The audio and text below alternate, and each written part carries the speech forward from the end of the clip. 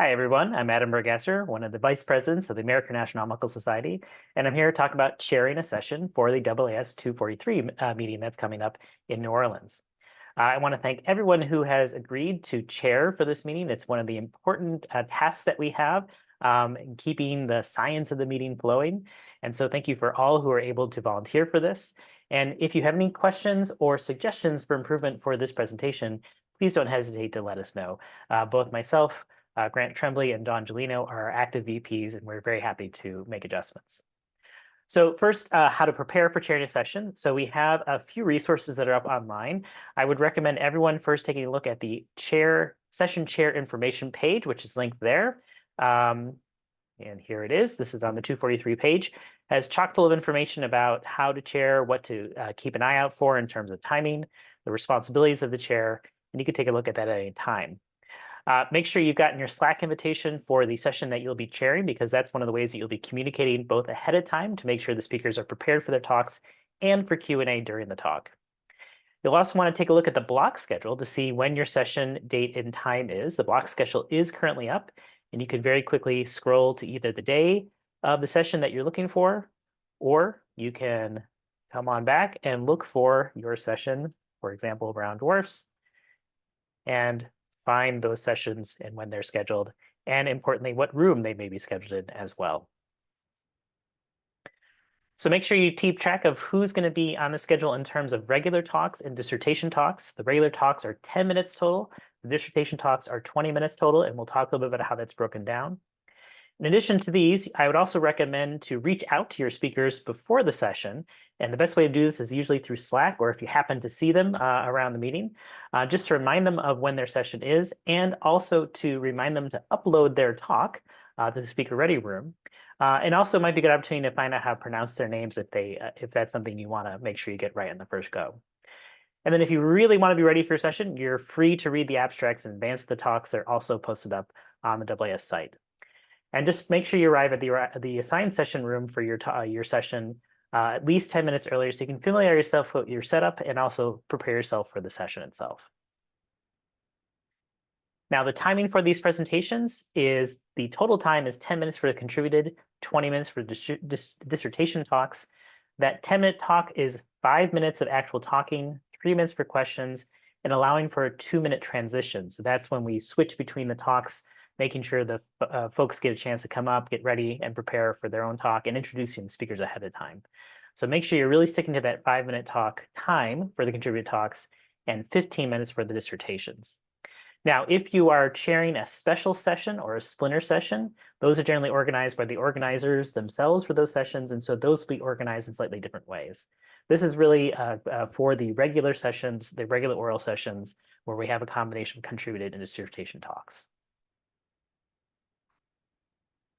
Now, as I mentioned, all the speakers are required to upload their talks into the speaker ready room. That will be the Rivergate room for this upcoming meeting.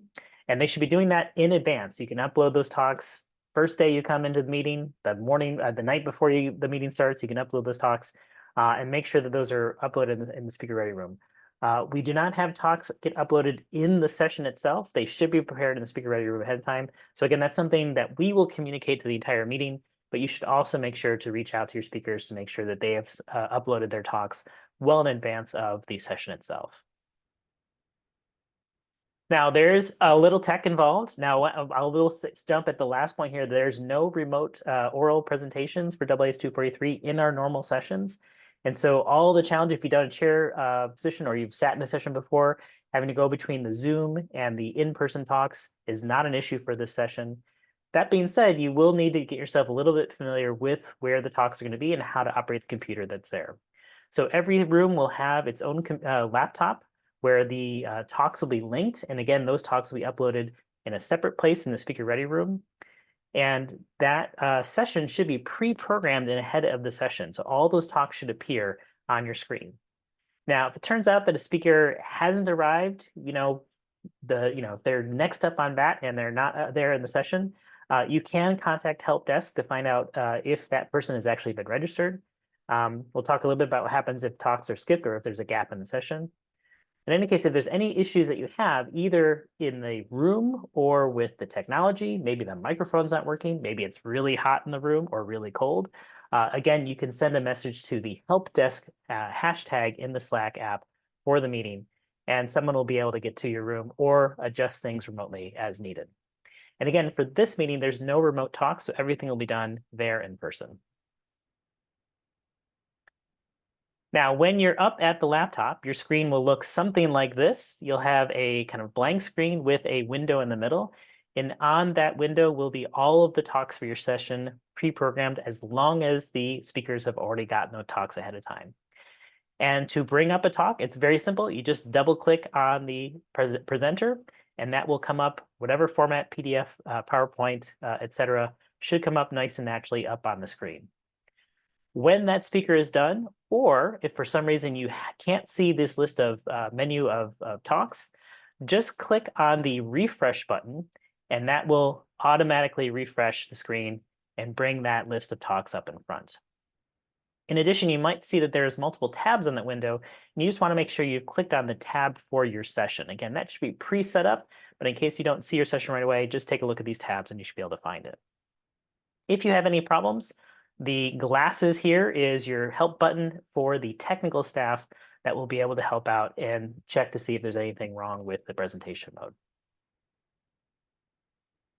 Now, the other piece of technology I mentioned is Slack. We've been using the Slack platform for our sort of discussion channels for a few meetings now. Every session will have its own Slack channel. You can see it highlighted here with the little number in front. And this is the best way to both get Q&A from people who might not be giving those questions there in person in the room, and to also continue that conversation as it goes forward. And so I recommend, as you're taking questions from room, check the Slack channel. Even though there's no remote presentation, sometimes people like to ask their questions through the Slack just so they can do it a little bit more anonymously. In addition, you can encourage everyone to continue the conversation on Slack, because that will be available for questions and follow-up discussion after the session. And again, if you have any questions, there is also a help desk channel that's part of these channels, and you can check on that link. And if you have any technical issues or issues with the room, you can put a question there, and someone from the staff will be able to come to your session as soon as possible. Now, you start the session. How do you open a session? Well, open up by introducing and welcome everyone for being there. You do want to start promptly on time, because we want to make sure we have that first speaker going right away. But make sure you take a minute or two to introduce yourself, introduce what the session is and what the number of the session is, to remind everyone in the audience to please silence their phones, their devices, and also remind everyone to adhere to the conference code of conduct and to treat each other collegially throughout the session. It's a good time to remind the speakers of the rules for speaking. Again, the time limit's 5 minutes for the oral presentations, 3 minutes for Q&A, and 2 minutes for transition. And then for dissertations, 15 minutes for the talk, 3 minutes for Q&A, and 2 minutes for transition. And then you can go ahead and start going by introducing the first speaker. We encourage you to introduce both their names, their institutions, and the title of their talk, and so they can get up and get right into their presentation. Now, the conclusion of every talk, and again, 5 minutes for the regular orals, 15 minutes for dissertation, there's a Q&A session. We'll be taking questions both from the room, and there'll be a microphone, either a single microphone stand in the center of the room. We'll also have a handheld mic that you can pass around or your assistant can pass around. And we'll have those questions from in the room, and also questions from Slack. And so it's up to you as the chair to decide which questions should come up. We encourage folks to make sure that particularly junior people or people who are not asking a lot of questions get an opportunity to voice those questions. If there are no questions available and there's still some time remaining, make sure you have some time to prepare your own question for the speaker, but make sure you defer to the audience first. And when folks are asking questions, particularly in the room, please ask everyone to identify themselves, their name and institutions when asking the question. That helps with some of the follow-up afterwards, so there can be conversations later on. And if there's any questions on Slack, either you or your AAS volunteer can help with taking an eye on that Slack channel and seeing if those questions prompt up, and you can just speak those questions out loud to the rest of the room. Now, again, at the end of the Q&A and at the end of the whole session, remind everyone that they can use that Slack channel to continue the conversation after the session and continue to ask questions about the talks they've had. And then As you're transitioning to the next speaker, make sure you thank the previous speaker and thank them for their wonderful science, and so they can feel wonderful about what they've presented. Now, there is some important logistics as a chair. Obviously, one of the important things is keeping on time. We have a very tight schedule with very short talks. 5 minutes is a very quick talk time. And so you want to make sure you're keeping to that schedule as best as you can. It's helpful to have a stopwatch or a timer on your phone handy so you can kind of keep an eye on the time. Now, occasionally we'll have cases where a speaker may not be present. Perhaps they got sick, or perhaps something happened where they couldn't show up for the room. In those cases, if they've made an arrangement in advance to have either a co-author or, as an exception, a colleague present that talk, that we are allowing at the moment. So that's okay, but make sure that the person, if there's a substitute speaker, that speaker identifies who they are and indicates that they are substituting for the main speaker. Now, staying on time is particularly important for parallel sessions because all of the talks are scheduled. And as some of you may know, sometimes people are coming in and out of sessions to catch that really important talk that happens to be across the hallway.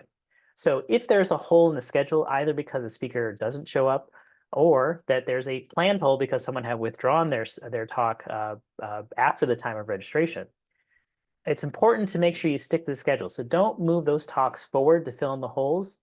If there's a gap in the schedule, keep that gap there and feel free to fill it with either a conversation, open discussion, maybe even a short break. A lot of folks like to have a little bit of break in the middle of a 9-talk session. But please do not move the talks around. Keep to that schedule as best as you can. And finally, make sure you alert the speakers to the time so you can keep to that schedule.